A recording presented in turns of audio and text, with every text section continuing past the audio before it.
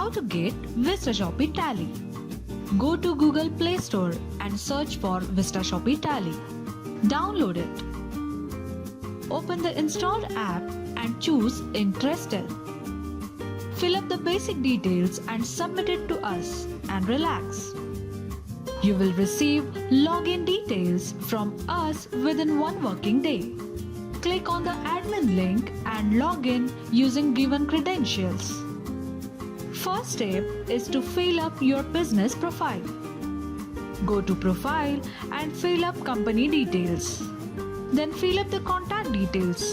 Under Admin, add those contact details where you want to receive all communications related to this panel. You can add different social media page links of your business or company along with related icons if required.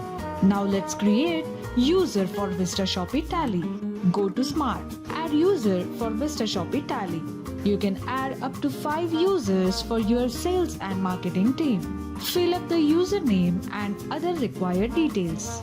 Congratulations! The first user is created. Now open the VistaShopee Tally app on your mobile.